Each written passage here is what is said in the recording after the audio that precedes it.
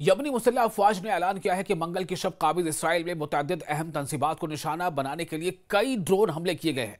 यानी कि एक बार फिर ड्रोन से हमले। हौसी बागी जो हैं, हौसी लड़ाके लगातार हमले कर रहे हैं। यमनी मुसल्लह अफवाज के तर्जुमान याहिया सनी ने अपने टेलीग्राम अकाउंट पर नशर किए गए एक वीडियो बयान में कहा है कि हौसी फिजाइया ने 6 ड्रोन्स के जरिए 4 फौजी ऑपरेशन अंजाम दिए हैं, जिनमें हाइफा, अल नकब, अम अश रशास यानी जिसे इलाद के नाम से भी जाना जाता है, और बेर अस्सबा में काबिज इसराइल के अहम अहदाफ को कामयाबी से निशाना बनाया गया है। तो लगातार जो यमनी फाइटर्स हैं, जो लड़ाके हैं, वो इसराइल को निशाना बना रहे हैं। याहिया सनी ने वाज़ेह किया है कि ये कार्रवाइयां फ़लस्तीनी अवाम की हिमायत और गजा में काबिज इसराइल की जानिब से जारी नस्ल कुशी यानी जिसे जेनोसाइड कहा जा रहा है और भूख पर मबनी मुजरिमाना पॉलिसियों के जवाब में की जा रही हैं। याहिया सनी ने कहा है कि इसराइल के खिलाफ ये मावनती कार्रवाइयां उस वक्त तक जारी रहेंगी जब तक गजा पर जारहियत खत्म नहीं हो जाती। यानी कि गजा के लोगों के सपोर्ट में, फ़लस्तीनी लोगों की हिमायत में ये यमनी जो है ये हमले कर रहे हैं और इसराइल के अहदाफ को निशाना बना रहे हैं।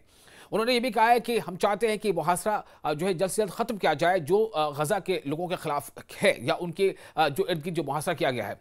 तर्जुमान ने खबरदार किया कि काबिज इसराइल अगर फ़लस्तीनी कॉज को ख़त्म करने के अपने मंसूबे पर, जिसमें नस्ल कुशी, भूख और जबरी बेदखली शामिल है, अमल करता रहा तो उसकी संगीन असरात अरब और इस्लामी मालिक पर भी पड़ेंगे।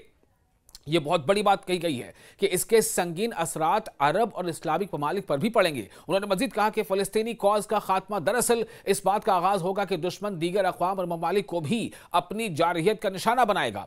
अगर ये ममालिक गजा के मज़ाहमत की मदद के लिए आगे ना बढ़े तो ये काफ़ी जो है वो चौंकाने वाली बात होगी। जुमे के रोज़ भी यमनी अफवाज ने ऐलान किया था कि उन्होंने 3 ड्रोन हमले किए, जिनमें तेल अवीव के करीब बिन गोरियन एयरपोर्ट और बेर अस्सबा व अस्कलान में 2 अहम तंसीबात निशाना बनाया गया था।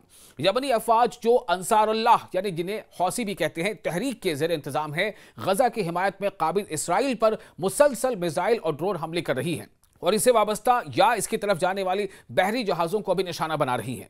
गुज़िश्ता माह 27 जुलाई को अंसारुल्लाह ने ऐलान किया था कि वो काबिज इसराइल के खिलाफ अपनी समंदरी फौजी कार्रवाइयों में इजाफा करेगी और किसी भी ऐसी कंपनी के बहरी जहाज़ को निशाना बनाया जाएगा जो काबिज इसराइल की बंदरगाहों से ताल्लुक़ रखती हो या वहां जाने का इरादा रखती हो, खाह इसकी कौमियत कुछ भी हो, ताकि गजा के अवाम की नुसरत की जा सके, गजा के अवाम की मदद की जा सके, उनके सपोर्ट की जा सके। जो 7 अक्टूबर सन 2023 से काबिज इसराइल और अमेरिका की पुष्टपनाही और साथ ही उस पुष्टपनाही याफ्ता नस्ल कुशी का सामना कर रही हैं। काबिज इसराइल की इस वहशियाना मुहिम के नतीजे में अब तक 61,599 से जायद फ़लस्तीनी शहीद हो चुके हैं और 1,54,088 जख्मी हैं।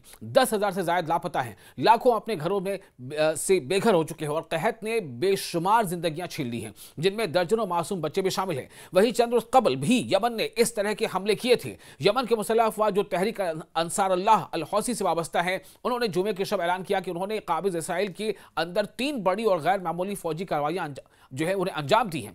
यमनी अफवाज ने मरकज़ इत्तलात फ़लस्तीन को जारी अपने बयान में वजाहत की कि उन्होंने काबिज इसराइल के 3 अहम अहदाफ को 3 ड्रोन तैयारों से निशाना बनाया। पहला ड्रोन तेल अवीव के नवाह में वाक़े याफा के बिन गोरियन एयरपोर्ट और उसके बाद गिराया गया था, जबकि बाकी 2 ड्रोन बेर अस्सबा और अस्कलान में मौजूद अहम और हसास तंसीबात पर दागे गए। और इस तरह के हमले लगातार इसराइली अहदाफ पर और इसराइली मफादात पर जारी रहेंगे जब तक कि इसराइल अपनी जारहियत खत्म नहीं कर देता।